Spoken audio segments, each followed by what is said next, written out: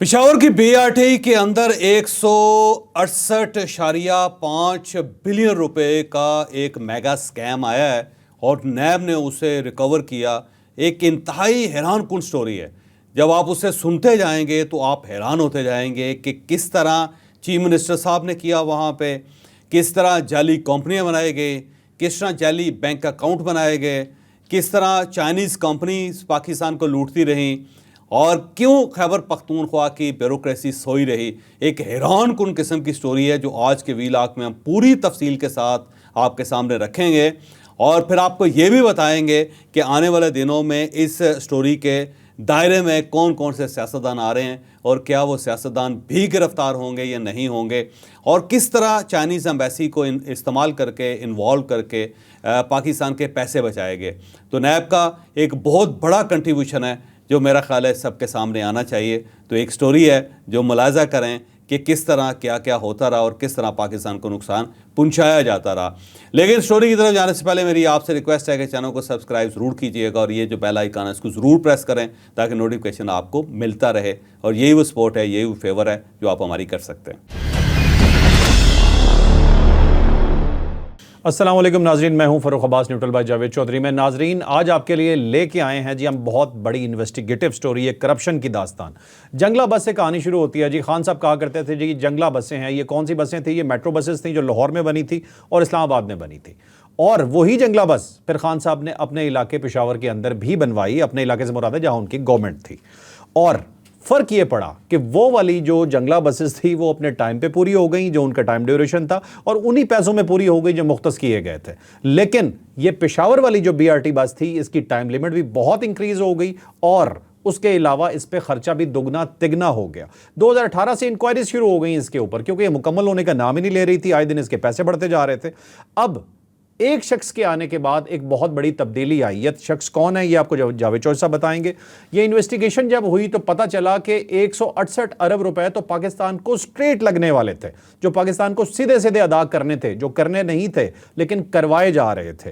किसी एक आदमी के आने से क्या तब्दीली आ सकती है, ये पूरी करप्शन स्टोरी क्या है, ये आपको बताएंगे जावेद चौधरी साहब। अब वैसे चेयरमैन नज़ीर भट्ट साहब, जो जनरल नज़ीर भट्ट साहब हैं, मेरा ख्याल है उनका ये कंट्रीब्यूशन है और उसका एतराफ़ करना बहुत ज़्यादा ज़रूरी है। स्टोरी की तरफ तो हम आएंगे। ये एक तो बहुत शरीफ नफ्स आदमी हैं और बेइंतहा पाकिस्तान से मोहब्बत करते हैं, बड़े खुले दिल के आदमी हैं और जहाँ पे गलती होती है उस गलती का एतराफ़ भी करते हैं और माजत भी करते हैं। आपको याद होगा कि एक ब्रिगेडियर थे असद मनीर साहब जिनका ताल्लुक सीडीए के साथ था और उनसे गलती ये हुई थी कि उन्होंने ये जो हमारा डिप्लोमेटिक इंक्लेव है उसके अंदर जो बाहर से लोग आते हैं, जो आम शहरी आते हैं वीज़े लेने के लिए, उनको बड़ी दिक्कत होती थी एम्बेसी तक पहुंचने में। तो इन्होंने वहाँ पे एक ट्रांसपोर्ट चलवा दी और वो भी ट्रांसपोर्ट भी प्राइवेट कंपनी से चलवाई और वहाँ पे फिर जब ट्रांसपोर्ट चली तो उनके लिए बस स्टॉप भी बना दिए। बाद में इस तरह हुआ कि उसके ऊपर एक इंक्वायरी खुल गई कि आपने ये क्यों किया, आम आदमी को तो फ़ायदा नहीं होना चाहिए था। और उसके बाद इतना ज़्यादा टार्चर किया नैब ने कि उन्होंने सुसाइड कर लिया। उन्होंने अपने सर में गोली मार के उन्होंने खुदकुशी कर ली। और वो इंतहाई थारो जेंटलमैन था, बहुत शानदार आदमी था और किसी किस्म की करप्शन उस शख्स ने नहीं की थी। और फिर उसके बाद ये जनरल नज़ीर भट्ट साहब आए तो ये बाकायदा उसकी कब्र पे गए और वहाँ पे इन्होंने फूल रखे, फिर उनकी बेवा से मुलाकात की और फिर उनसे मदद की। फिर एलएनजी का वाक़या आपको ज़हन में होगा कि शायद खाकान अब्बासी ने कतर के साथ एक एग्रीमेंट किया था और उस वक्त पूरी दुनिया में सबसे सस्ती एलएनजी और एक शानदार किस्म का समझौता उन्होंने किया था। लेकिन इमरान खान साहब के दौर में नैब को इस्तेमाल किया गया और नैब ने मिफ्ता इस्माइल साहब को, जो उस वक्त वज़ीर ख़जाना थे, और शायद खाकान अब्बासी साहब को, दोनों को गिरफ़्तार कर लिया और जेल के अंदर बड़े बुरे हालत में इनको रखा गया वो। और फिर उसके बाद जब इंक्वायरी हुई तो जनरल नज़ीर भट्ट साहब बाकायदा उनके घर गए और उनसे मदद भी की और ये कहा कि एलएनजी का जो केस है ये बहुत बड़ा जुल्म है, ऐसा होना नहीं चाहिए था, पाकिस्तान को बहुत ज़्यादा नुकसान पहुंचाया नैब ने। फिर आपको याद होगा कि एक वाइस चांसलर थे लाहौर में और उनकी एक तस्वीर छपी थी कि वो हार्ट अटैक से फौत हो गए और उनके हाथ पे हथकड़ी लगी हुई थी और साथ वो स्ट्रेचर के ऊपर बंधी हुई थी। तो वो तस्वीर उस तरह पूरी दुनिया में गई। तो ये उसके बाद उनके घर गए, उनसे भी मदद की। तो जनरल नज़ीर भट्ट साहब जो हैं बड़े जेंटलमैन हैं। ये बाकायदा जो नैब ने जिन जिन लोगों के साथ जुल्म किया, ये बाकायदा ना सिर्फ उसके ऊपर मदद कर रहे हैं बल्कि उनके केस वाइंड अप भी कर रहे हैं। तो ये बड़ी अच्छी बात है। और इनके आने के साथ ही ये जो बीआरटी का केस है मेरा ख्याल है बड़ा केस है, और इसके ऊपर बहुत सारी चीज़ें जो हैं वो पब्लिक को नहीं पता कि नैब ने इसके ऊपर काम कैसे किया और किस तरह पाकिस्तान का 168.5 अरब रुपए जो बचाए गए, जो सरमाया बचाया गया, वो बड़ी हैरानकुन कहानी है। तो अगर आप कहते हो तो मैं पूरी कहानी आपको सुना देता हूं। बिल्कुल बिल्कुल, ये डिटेल से बताइए कि ये बीआरटी का किस्सा था क्या, जनरल नज़ीर भट्ट जो इस वक्त चेयरमैन नैब हैं, इनका कंट्रीब्यूशन इसके अंदर क्या रहा और किस तरह से इन्होंने चीज़ें डिग आउट की हैं। अब देखिए, आपको पता होगा कि लाहौर के अंदर एक मेट्रो बस बनी थी, सबसे पहली मेट्रो बस जो लाहौर के अंदर बनी, उससे लाहौर के लोगों को बहुत फ़ायदा हुआ। उसके बाद फिर रावलपिंडी के अंदर बनी, ये मियाँ शहबाज शरीफ साहब ने बनाई थी जब वो चीफ मिनिस्टर थे। फिर उसके बाद मुल्तान के अंदर भी उन्होंने ये एक मेट्रो बनानी शुरू की। इमरान खान साहब बहुत ज़्यादा नाकद थे इसके, वो इसको जंगला बस कहते थे और कहते थे देखो इन्होंने अरबों रुपए जो हैं वो बिला वजह इन्होंने झोंक दिए और इसका आम आदमी को कोई फ़ायदा नहीं, बल्कि वो कहते थे इससे इन्हें हस्पताल बनाने चाहिए थे, इससे इन्हें स्कूल बनाने चाहिए थे, इससे इन्हें रोड नेटवर्क का जो सिस्टम है उसको बेहतर बनाना चाहिए था। वो बहुत ज़्यादा एतराज़ करते थे। लेकिन फिर उसके बाद अचानक उन्होंने पेशावर के अंदर ऐलान कर दिया कि यहाँ पर भी हम मेट्रो बना रहे हैं, और जब इन्होंने इसको ऐलान किया तो फिर पाकिस्तान मुस्लिम लीग नून की तरफ से एतराज़ होना शुरू किया कि जनाब आप तो हमारे जो बस थी उसको जंगला बस कहते होते थे, अब ये आपकी जो बस है वो किस किस्म की होगी, क्या वो उसके अंदर हेलीकॉप्टर उतरेंगे या हेली सर्विस होगी। तो उस पर इमरान खान साहब कहा करते थे कि ये जो हमारी मेट्रो है आप उसे देखना कि लाहौर की मेट्रो के साथ तो उसका कंपैरिजन किया ही नहीं जा सकता। बल्कि उस ज़माने में असद उमर साहब जो थे उन्होंने ये अनाउंस कर दिया था कि हम ये मेट्रो 10 अरब रुपए में बना के दिखाएंगे। और उसके बाद जब उसे टेंडर किया गया और वो 67 अरब रुपए की निकली, तो फिर उस वक्त असद उमर साहब हंस के कभी दाएं बाएं देख लिया करते थे, लेकिन मानते वो नहीं थे। बहरहाल इस की बैकग्राउंड ये है कि बीआरटी है, इसको बीआरटी कहा जाता है। 2017 में परवेज़ खटक साहब के दौर में ये फैसला हुआ था कि पेशावर के अंदर मेट्रो बिछाई जाएगी, और इसके लिए जो फंडिंग थी वो एडीपी ने दी थी, एशियन डेवलपमेंट बैंक ने, और उस बैंक ने इसके लिए 49.1 बिलियन रुपीस रखे थे। और ये उन्होंने कहा था जी हम आपको फंड कर रहे हैं, और बड़े आसान किस्तों के ऊपर वो कर्जा दिया गया था, बहुत कम उसका इंटरेस्ट था। लेकिन जब इसकी फिजिबिलिटी बनाई गई तो पता ही चला कि ये 49.1 बिलियन रुपीस में नहीं बन सकती, और फिर 10% गवर्नमेंट ने डाला उसके अंदर, और डाल के फिर ये जो टोटल उस वक्त इसका बजट बना था वो 67.5 बिलियन रुपीस था। तो उसके अंदर इस बीआरटी ने बनना था, और गवर्नमेंट ने ये कहा था कि 6 महीने में हम इसे मुकम्मल करेंगे, और इमरान खान साहब बार बार ये कहते थे कि 6 महीने में मुकम्मल होगी। लेकिन फ़र्क कमाल देखें कि वो प्रोजेक्ट जो 6 महीने में मुकम्मल होना था वो 2024 में आज भी मुकम्मल नहीं हुआ। आज भी बीआरटी का 10 से 11% काम जो अभी रहता है। अच्छा, तो वो काम, वो प्रोजेक्ट जो 2017 में मुकम्मल हो जाना था वो 2024 में आज भी मुकम्मल नहीं हुआ, आज भी उसका काम रहता है। तो इससे आप कारकर्दगी का अंदाज़ा लगा सकते हैं कि पाकिस्तान तहरीक इंसाफ की ये तीसरी गवर्नमेंट है, और ये तीसरी गवर्नमेंट जो है वो तकरीबन 3 साल वो ले लो और 4 ये ले लो, 7 साल बाद भी अपने प्रोजेक्ट को मुकम्मल नहीं कर सकी, जो उनका फ्लैगशिप प्रोजेक्ट था जिसका वो प्राइड लेते थे। बहरहाल अब एक बड़ी लंबी कहानी है कि जब ये प्रोजेक्ट बना तो उसके बाद इसका 20% प्रीमियम शुरू में दे दिया गया, और इसलिए दिया गया कि इसे 6 महीने में मुकम्मल किया जाए। लेकिन वो प्रीमियम कहाँ चला गया वो आगे चल के मैं आपको बताता हूँ कि वो किधर निकल गया था।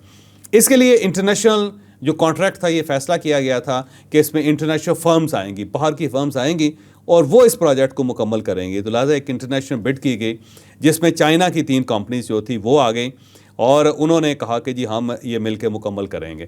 तो 3 कंपनीज जो चाइनीज़ आ गई और उन्होंने कहा जी हम इंटरनेशनल फर्म्स हैं, और 2 लोकल कंपनीज आ गई, और वो जो चाइनीज़ 3 कंपनी थी उन्होंने कंसोर्शियम बना के 2 कंपनीज कर दी। तो अब इसके लिए 2 कंपनीज चाइनीज़ और 2 कंपनी पाकिस्तानी जो है वो शॉर्ट लिस्ट हो गई, और ये फैसला हुआ कि ये दोनों कंपनीज जो हैं वो बनाएंगे इसको। तो ये मैं आपको बताता चलूँ कि इसके 6 हिस्से किए गए थे, और जो रोड नेटवर्क था उसको रिजेस में तकसीम किया गया था, रिज 1, रिज 2, रिज 3। और इसमें जो रोड नेटवर्क है उससे और जो दूसरी 3 थी उसको लाट्स में कन्वर्ट किया गया। और वो जो लाट्स क्या थी, वो इमारतें थी कि आपने जो वहाँ पे बस स्टॉप बनाने हैं और इसके साथ साथ जो कमर्शियल एरियाज़ बनाने हैं वो सारी लाट्स थी। तो लाट 1 थी, लाट 2 थी, लाट 3 थी। और इसको ज़ाहिर है 2 लोकल कंपनीज थी और 4 इसकी इंटरनेशनल कंपनीज थी, और जो इंटरनेशनल 3 कंपनीज थी उन्होंने आपस में जेवी करके उसको 2 कंपनीज में कन्वर्ट कर दिया। और उसके बाद प्री क्वालिफिकेशन हुई इसकी, और प्री क्वालिफिकेशन में इंटरनेशनल कंपनीज आई, उन्होंने यहाँ पे लोकल पार्टनरशिप रख लिए, और उसके बाद फिर ये प्रोजेक्ट बनना शुरू हो गया। लेकिन जब इसकी मुद्दत में इजाफा होना शुरू हुआ और वो जो पैसा था वो जो एलोकेट किया हुआ था, जब उसने बढ़ना शुरू किया तो उसके बाद नैब एक्टिव हो गई।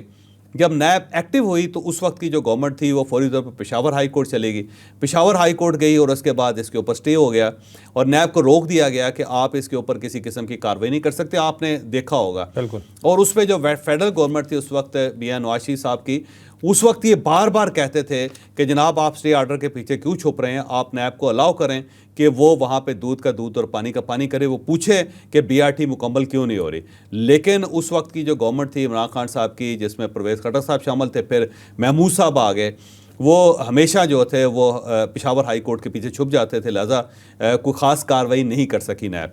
फिर ये जून 2024 में दोबारा ये चैप्टर खुला और उसके बाद फिर एक रिजवान नाम के एक डायरेक्टर हैं, उनके हवाले किया गया, फिर कुछ आईओज़ आए और इन्होंने फिर उसको डिग आउट करना शुरू किया। अब सवाल ये है कि ये जून 2024 में ये मामला क्यों खुला। उसकी बुनियादी वजह ये थी कि जो कंपनीज थी, जो इंटरनेशनल कंपनीज थी वो और जो लोकल कंपनीज थी वो, ये दोनों जो थे ये इंटरनेशनल आर्बिट्रेशन में चले गए। इन्होंने इंटरनेशनल अदालतों से रब्ता कर लिया, उन्होंने कहा कि हमारे पैसे फंसे हुए हैं केपी गवर्नमेंट के पास और हमें रिकवरी करवाई जाए। और उसकी बुनियादी वजह यह है कि सारे इंटरनेशनल कंपनीज थी, इंटरनेशनल कॉन्ट्रैक्ट्स थे और कोई भी गवर्नमेंट जो है इनको वायलेट नहीं कर सकती थी। तो वहाँ पे गवर्नमेंट फंस गई और ज़ाहिर आर्बिट्रेशन में चला गया। और जब आर्बिट्रेशन में चला तो 36 अरब रुपए का पहला एक क्लेम था और उसके साथ साथ बाकी क्लेम्स के बारे में कहा जाता था कि जनाब 150 और 152 अरब के बाकी क्लेम्स हैं वो भी आ रहे हैं। तो 186 अरब रुपए का आलमोस्ट जो था ना ये क्लेम्स, या 188 अरब रुपए के क्लेम्स थे। और जब उनको थोड़ा सा शट डाउन करके कुछ दाएँ बाएँ करके जब देखा गया तो वो 168.5 बिलियन रुपीज़ के बनते थे और ऐसा लगता था कि किसी वक्त भी डिग्री हो जाएगी। जब डिग्री हो जाएगी तो खैबर पख्तूनख्वा की गवर्नमेंट को ये पैसे अदा करने पड़ जाएंगे। लिहाजा नैब को शामिल किया गया कि आप जाके कोई इंटरवेंशन करें और ये मामला देखें, इसे डिग आउट करें कि 67 अरब रुपए का प्रोजेक्ट जो है उसके ऊपर इतनी ज़्यादा प्लंटीज क्यों पड़ रहे हैं और फिर भी वो प्रोजेक्ट भी मुकम्मल नहीं हुआ। तो फिर नैब इसके अंदर शामिल होगी। जब नैब शामिल हुई तो जो पहला उन्होंने फ्रेश इंक्वायरी स्टार्ट की वो थी अकाउंट्स की। तो उन्होंने 400 अकाउंट्स देखे और 400 अकाउंट्स के ऊपर जब उन्होंने देखा तो एक नई चीज़ है, एक नई सूरत सामने आई। मैं यहाँ पे फ़र्क आपको ये बताऊँ कि जब ये कॉन्ट्रैक्ट हुए थे लोकल पार्टीज़ के, लोकल कंपनीज़ के, इंटरनेशनल कंपनीज़ के साथ, तो कॉन्ट्रैक्ट इस नौयत के थे कि एक कॉन्ट्रैक्ट में 70% जो पेमेंट्स थी वो इंटरनेशनल कंपनी को जानी थी और 70% काम भी उन्होंने करना था। फिर जो दूसरी कंपनी है उसका शायद 50% उनका काम था और 50% पेमेंट उनके पास जानी थी। फिर एक जगह पे कॉन्ट्रैक्ट था उस पर 40% उनके पास जानी थी। अब फ़र्ज़ कर लो कि आपने 100 रुपये का काम किया और 100 रुपये के काम में 30 रुपये जो लोकल कंपनी के पास जाने चाहिए और 70 रुपये जो हैं वो इंटरनेशनल कंपनी के पास जाने चाहिए। लेकिन जब अकाउंट्स की पड़ताल की गई तो पता ही चला कि इंटरनेशनल कंपनी जो हैं उनको किसी में 1.5% मिला हुआ है, किसी में 2% मिला हुआ है। तो ये एक हैरानकुन सी बात थी कि जब एक हक एक कंपनी का ज़्यादा बनता है तो वो अपना हक क्यों सरेंडर कर रही है, लोकल कंपनी को क्यों ज़्यादा शेयर दे रही है और ख़ुद वो क्यों कम शेयर ले रही है। जब इसको डिग आउट किया गया तो पता ही चला कि वो जो इंटरनेशनल कंपनीज थी उन्होंने काम नहीं किया यहाँ पे। उन्होंने सारे का सारा काम जो है वो लोकल कंपनीज के हवाले कर दिया और उन्हें सिर्फ अपना नाम इस्तेमाल करने के उन्होंने 2% वसूल कर लिया। तो 1.5% वसूल कर लिया गया, 2% वसूल कर लिया गया कि ठीक है जी हमारा नाम इस्तेमाल करें, हमारे अकाउंट से इस्तेमाल करें, हमारा लोगो लगाएं उसके ऊपर, काम आप लोग खुद करेंगे। तो वो उन्होंने अपना पूरा कॉन्ट्रैक्ट बेच दिया लोकल कंपनीज, जबकि जो कॉन्ट्रैक्ट था उसके अंदर था कि लोकल कंपनीज कम काम करेंगी, इंटरनेशनल कंपनीज ज़्यादा काम करेंगी ताकि इंटरनेशनल लेवल का एक प्रोजेक्ट बने। तो उसके अंदर एक बड़ी 2 नंबरी ये थी कि जो बड़ी कंपनीज थी, जो इंटरनेशनल कंपनीज थी, जो चाइनीज़ कंपनी थी, उन्होंने अपना कॉन्ट्रैक्ट जो है लोकल कंपनीज को बेच दिया था। जब ये चीज़ सामने आई और पूरे सबूत जब सामने आए और एग्रीमेंट्स को चेक किया गया तो उसके बाद अब सवाल ये था कि चाइनीज़ कंपनीज को कैसे बुलाया जा सकता है, क्योंकि वो स्टेट ओन्ड कंपनीज हैं, उनको नहीं बुलाया जा सकता। फिर सफारती जो मामला है वो भी दरमियान में एक दूसरा मुल्क है तो उस मुल्क के लोगों को कैसे या उस मुल्क के कंपनीज को कैसे पाकिस्तान के अंदर ट्रायल किया जा सकता है। तो फिर इसमें चेयरमैन नैब को शामिल किया गया और चेयरमैन नैब ने जो यहाँ पे चाइनीज़ एम्बेसडर है उनसे रब्ता किया। तो फिर चाइनीज़ एम्बेसडर ने अपने एक्सपर्ट्स दिए, वो यहाँ पे नैब हेडक्वार्टर इस्लामाबाद पहुँचे और फिर उनके सामने बाकायदा सबूत रखे गए कि जनाब ये कंपनी है, ये एग्रीमेंट है, 70% इन्होंने पैसे लेने थे, लेकिन इन्होंने 70% पैसे लेने के बजाय सिर्फ 2% लिए और इन्होंने अपना कॉन्ट्रैक्ट अपना नाम बेच दिया। तो जब वहाँ पे सबूत रखे गए 3-4 दिन मुसलसल ये वहाँ पे डेलिब्रेशन होती रही, तो उसके बाद फिर साबित हो गया कि वाकई हमारी कंपनी से गड़बड़ की है। तो फिर फौरी तौर पे चाइनीज़ एम्बेसी ने अपनी कंपनीज को लिखा, अपनी गवर्नमेंट को लिखा कि हमें अपने क्लेम्स विड्रॉ करने पड़ेंगे, क्योंकि इन्होंने ये किया था कि 2% लेके ये बेचा और उसके बाद ये इंटरनेशनल आर्बिट्रेशन में भी चले गए और इनका ख्याल ये था कि जो एक्स्ट्रा मनी मिलेगी वो लोकल कंपनीज और ये दोनों आपस में बांट लेंगे। मिली भगत थी सारी। तो उसके ऊपर फिर चाइनीज़ गवर्नमेंट के कहने पे ये कंपनीज पीछे हट गई। जब कंपनीज पीछे हट गई तो जो क्लेम था पाकिस्तान के खिलाफ वो उसका फ़ायदा हो गया। अच्छा, यहाँ पे जो लोकल कंपनीज हैं उन्होंने बड़ी गड़बड़ की। उन्होंने 4 किस्म की गड़बड़ की जो मैं अभी आपके सामने रखता हूँ। पहली बात तो ये थी कि जब भी इस किस्म का कोई प्रोजेक्ट होता है तो एक फ़ंड क्रिएट किया जाता है जिसे मोबिलाइजेशन फ़ंड कहते हैं। ठीक है। और ये जो मोबिलाइजेशन फ़ंड है ये इसलिए होता है कि बाहर से मशीनरी आनी है, बाहर से स्किल्ड लेबर आनी है और उसके लिए ज़ाहिर एक फ़ंड क्रिएट किया जाता है ताकि ये फ़ंड पहले दे दिया जाए और फिर वहाँ से बाहर से मशीनरी और चीज़ों को बुलवाया जा सके, मंगवाया जा सके और फिर उसको इंस्टॉल किया जा सके। तो ये जो मोबिलाइजेशन फ़ंड लोकल कंपनीज़ को दिया गया था, इन्होंने मोबिलाइजेशन में इस्तेमाल करने के बजाय उससे कमर्शियल प्लाजे ले लिए। लाहौर के अंदर एक कमर्शियल प्लाजा ले लिया गया। फिर पर्सनल एसासे बन गए जो डायरेक्टर्स हैं कंपनीज़ के उनके। फिर इन्होंने कुछ लोगों को फेवर्स दे दिए, उसमें से कुछ प्रॉपर्टीज़ इन्होंने ख़रीद ली। तो ये एक बड़ी फिशी सी चीज़ थी कि जो फ़ंड आपको मोबिलाइजेशन के लिए दिया है आपने उसे मोबिलाइजेशन में इस्तेमाल करने के बजाय आपने उसके पर्सनल एसेट्स बना लिए, जो ज़ाहिर है पक्की 1-2 नंबरी थी, जो मुमकिन नहीं थी कि इस तरह। सेम इसी तरह जो इनके फाइनेंशियल क्रेडेंशियल्स थे उनके अंदर बहुत ज़्यादा गड़बड़ निकली। जब भी कोई कंपनी अप्लाई करती है ये बिड में जाती है तो वो अपने फाइनेंशियल जो डॉक्यूमेंट्स है वो पेश करती है। तो इनके जो फाइनेंशियल डॉक्यूमेंट्स है उसके अंदर गड़बड़ थी। मतलब जो SCCP के अंदर जो इनके डॉक्यूमेंट्स है जो उन्होंने डिक्लेयर किया हुआ था वहाँ पे इन्होंने अपने आप को बैंकरप्सी डिक्लेयर किए हुए थे कि हमारे पास तो पैसे नहीं, हम तो टैक्स अदा करने के लिए पैसे नहीं है और हमारे अखराजात ज़्यादा हैं और हमारी इनकम कम है। तो SCCP के अंदर डॉक्यूमेंट्स ये कह रहे थे और जो बिड के लिए इन्होंने डॉक्यूमेंट्स दिए हुए थे उसके अंदर इन्होंने डिक्लेयर किया हुआ था हम तो बड़े अमीर लोग हैं, हमारे पास तो बिलियन रुपीस पड़े हुए हैं, हमारी बैंक स्टेटमेंट्स तो बड़ी तगड़ी हैं और हम ये प्रोजेक्ट देख सकते हैं। और जब उन दोनों को आमने सामने रखा गया तो उसके अंदर बड़ा फ़र्क था। इसका मतलब ये हुआ कि इन्होंने गलत कोट किया हुआ था और इनका जो फाइनेंशियल मैटर्स हैं वो ठीक नहीं है। तो वहाँ पर लोकल कंपनीज इस मामले में पकड़ी गई।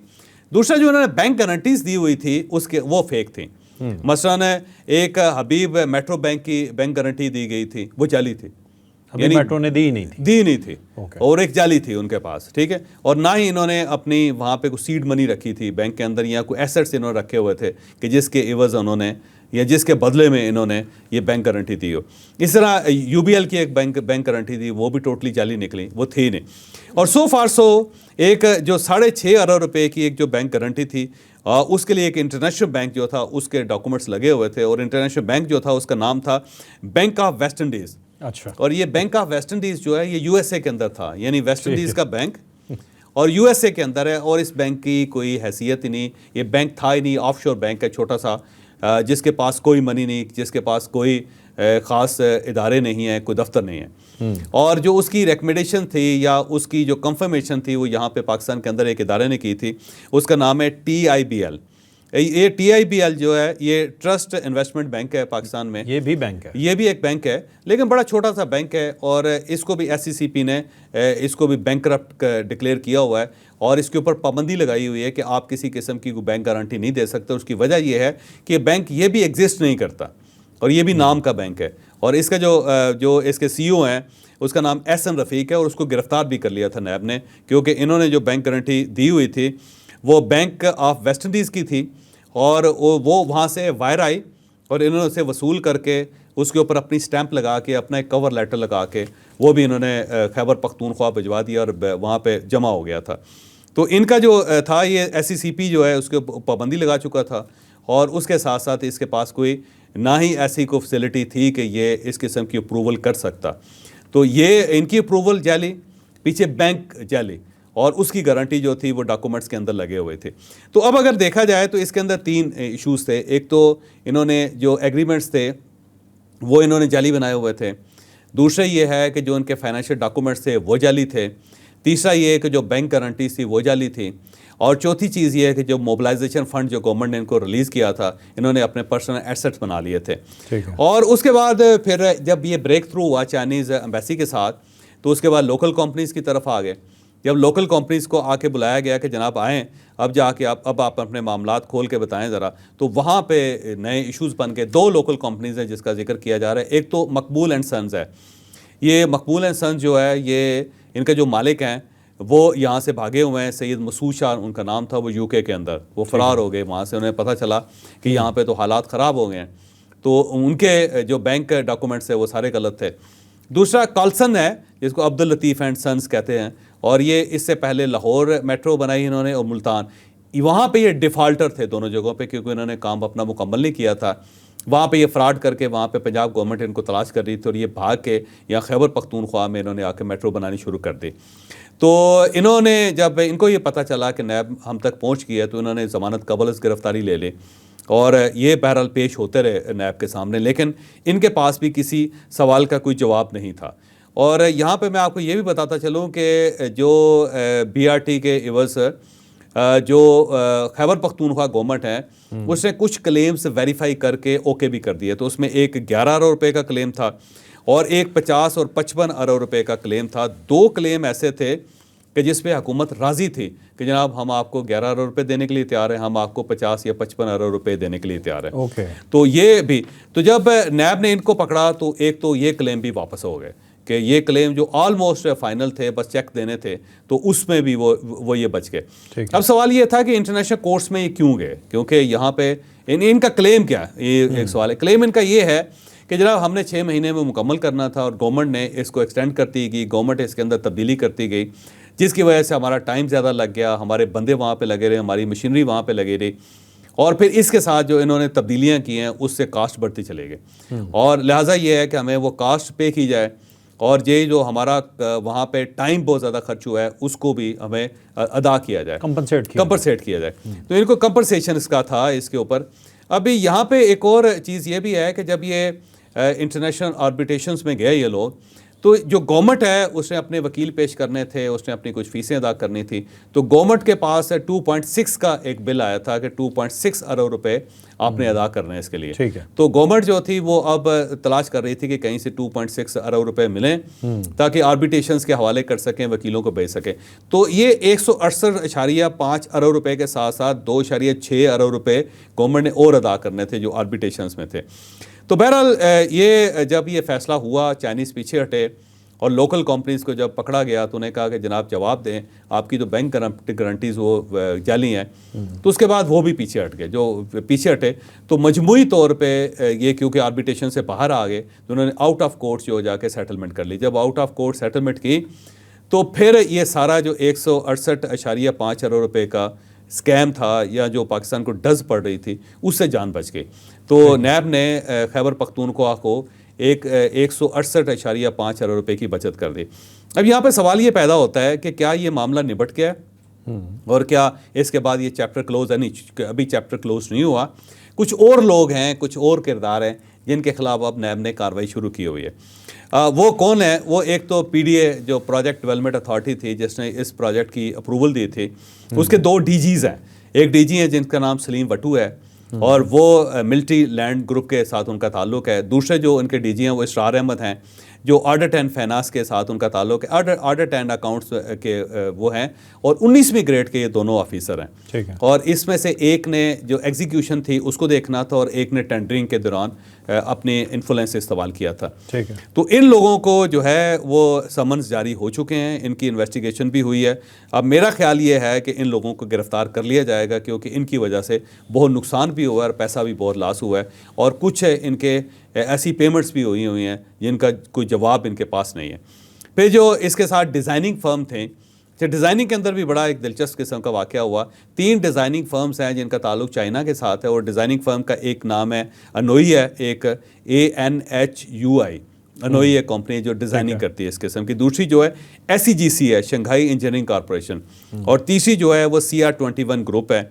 इन 3 कंपनीज़ ने इसका जो डिज़ाइन बनाया था या बनाना था, लेकिन इन्होंने कमाल ये किया कि इन्होंने एक लोकल फर्म जो है जिसका नाम MM पाकिस्तान है, जो UK के अंदर है, वो है एक पाकिस्तानी के, उसको कॉन्ट्रैक्ट दे दिया।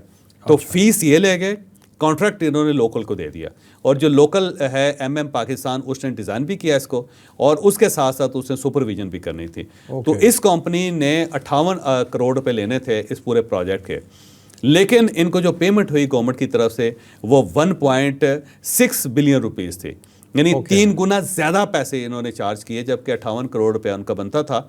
और उसमें भी उनके डिज़ाइन में बहुत फॉल्ट से, बल्कि इनको जुर्माना होना चाहिए था, बल्कि जुर्माना अदा करने के बजाय इन्होंने क्या किया, इन्होंने 3 गुना ज़्यादा वसूलियाँ की। तो जब इस कंपनी को बुला के पूछा गया कि जनाब आप बताएं कि आपने इतने पैसे क्यों वसूल किए और आपके डिज़ाइन के अंदर फॉल्ट भी हैं, और जबकि ये डिज़ाइन जो है वो इंटरनेशनल कंपनी से बनाना था, और तीनों कंपनीज जो हैं वो नेशनल कंपनीज़ हैं चाइना की, तो आपने ये कैसे किया? तो उनके पास भी कोई जवाब नहीं था। बस ये कह रहे थे जी मेरे बंदे वहाँ बैठे रहे, वहाँ पे हमारे कैंप्स इतने लगे रहे, प्रोजेक्ट जो था वो लंबा होता चला गया। तो जो लंबा होता गया तो आपके डिज़ाइन के फॉल्ट है ना, ये तो आपने उसकी मुद्दत जो थी वो मुकम्मल उसके अंदर करनी थी, जिस मुद्दत की आपने एग्रीमेंट किया हुआ था उनके साथ। तो इनके पास भी कोई जवाब नहीं है। तो मेरा ख्याल है इनका जो मालिक है वो भी पकड़ा जाएगा, क्योंकि उसके पास भी कोई जवाब नहीं है। तो अब 2 लेवल पे जो PDA के लोग हैं वो गिरफ्तार होंगे, और दूसरे लेवल पे ये जो डिज़ाइनिंग फर्म है इसके लोग गिरफ्तार होंगे। और इसके साथ साथ परवेज़ खटक साहब जो थे उनके ज़माने में ये सब कुछ हुआ था, और फिर महमूद खान साहब जो हैं उनके दौर में भी हुआ था। तो इखलाकी तौर पे, दस्तूरी तौर पे, कानूनी तौर पे इन दोनों को गिरफ़्तार होना चाहिए, क्योंकि इनकी वजह से खैबर पख्तूनख्वा के सूबे का नुकसान हुआ और वजारत ख़जाना को बहुत ज़्यादा पैसे अदा करने पड़े। लेकिन अब क्योंकि परवेज़ खटक साहब और महमूद खान साहब अपनी पार्टी बदल चुके हैं, तो मुझे नहीं लगता कि इनकी गिरफ्तारी होगी। और यही वो स्कैम है जिसकी वजह से वो उन्होंने पार्टी बदली। उनको पता था कि अगर हम इमरान खान साहब के साथ खड़े रहे तो हमने गड़बड़ बहुत की हुई है, तो कहीं ऐसा ना हो कि ये फंदा हमारे गले में पड़ जाए। तो परवेज़ खटक साहब और महमूद खान साहब जो हैं वो मेरा ख्याल चिल कर रहे हैं, लेकिन कसूर बहरहाल उन्हीं का है। और इसके अंदर अगर फ़ायदा किसी को हुआ है तो वो अली अमीन गंडापुर को हुआ है, क्योंकि अली अमीन गंडापुर साहब को 168.5 अरब रुपए ठुकने लगे थे, और नैब ने उनको बचा लिया, जिस पे उन्होंने बाकायदा शुक्रिया भी अदा किया, और एक लेटर भी उन्होंने लिखा नैब को कि आपकी बड़ी मेहरबानी, आपने बड़े तरीके से इसको हल किया।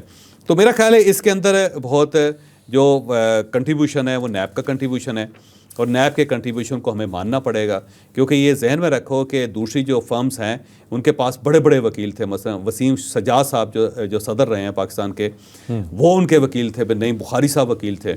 बड़ी भारी फीसें इन दोनों ने वसूल की, और जब भी कोर्ट के अंदर आते थे तो नैब की तरफ से एक आम सा मस्कीन सा वकील पेश होता था जिसकी तनख्वाह थोड़ी सी है, और उसके मुकाबले में ये हाथी पेश होते थे। लेकिन इसके बावजूद नैब जो था उसने बड़ी कार्रवाई की, उसने बड़ा काम किया, और उसने गवर्नमेंट को फ़ायदा पहुँचाया। फिर ये जो फर्म्स हैं ये इंटरनेशनल लेवल पे ले गई थी, ज़ाहिर है वहाँ पे भी इन्होंने बड़े पैसे खर्च किए, और पाकिस्तान के अंदर जो नैब के पास उतने पैसे भी नहीं है कि ये आर्बिट्रेशंस की जो अखराजात हैं उसी को बर्दाश्त कर सकें। तो ये भी मेरा ख्याल है नैब का बड़ा कंट्रीब्यूशन है। तो 3 लोगों को इसका क्रेडिट देना चाहिए हमें। एक तो चेयरमैन नैब जो हैं नज़ीर भट्ट साहब, जनरल नज़ीर भट्ट साहब, अगर वो इनिशिएटिव ना लेते तो ये मसला हल नहीं हो सकता था। और दूसरा जो वकार चौहान साहब हैं जो DG नैब हैं पेशावर के अंदर, और बड़े ज़बरदस्त पुलिस ऑफिसर हैं, वो DIG रहे हैं इस्लामाबाद के अंदर, उन्होंने बड़ा काम किया दिन रात। फिर एक डायरेक्टर हैं जिनका नाम रिजवान है, मेरा ख्याल है उनको सलाम पेश करना चाहिए, क्योंकि वो भी 24 घंटे लगे रहे, और उन्होंने ऐसे डिग आउट करके सारा स्कैंडल बाहर निकाला। और चाइनीज़ कंपनीज जिन्होंने बड़ा स्मार्टली प्ले किया था उनको इन्होंने पकड़ लिया उसमें। और अगर ये वो ना पकड़ते तो फिर ये चाइनीज़ कंपनी तो पीछे नहीं हटनी थी, ये तो पाकिस्तान को 168.5 अरब रुपये पड़ जाने थे। तो मेरा ख्याल है नैब को इसके ऊपर अप्रिशिएट भी करना चाहिए, और अली अमीन गंडापुर साहब को मुबारकबाद पेश भी करनी चाहिए कि आपके पैसे बच गए, नहीं तो ये पैसे तो गए थे आपके। ठीक। शोएब साहब आपका बहुत शुक्रिया, आपने इतनी लंबी इन्वेस्टिगेटिव स्टोरी जिस तरह से डिटेल से बताई हम आवाम को, इंशाल्लाह आराम से ये समझ आएगी और आपको ये पता चलेगा कि जिनके काम हो अगर वो ना करें तो उसके बाद फिर क्या होता है। बेसिकली तो केपी गवर्नमेंट का काम था कि जिन्होंने ये सारी इन्वेस्टिगेशन करनी थी, इस चीज़ को रोकना था, टाइमली चीज़ें पूरी करनी थी, चेक एंड बैलेंस ना होने की वजह से ये सब कुछ हुआ। और दूसरी साइड पर आपने ये चीज़ ज़रूर नोट की हुई कि एक इदारा अगर ईमानदारी से काम करे तो पाकिस्तान के अरबों रुपए किस तरह से बचाए जा सकते हैं। इस केस के मामले में हम नैब का शुक्रिया अदा करते हैं, आपने हमारे 168.5 अरब रुपए बचाए हैं। लाइक शेयर सब्सक्राइब करना ना भूलिएगा। इजाज़त दीजिए, अल्लाह हाफ़िज़।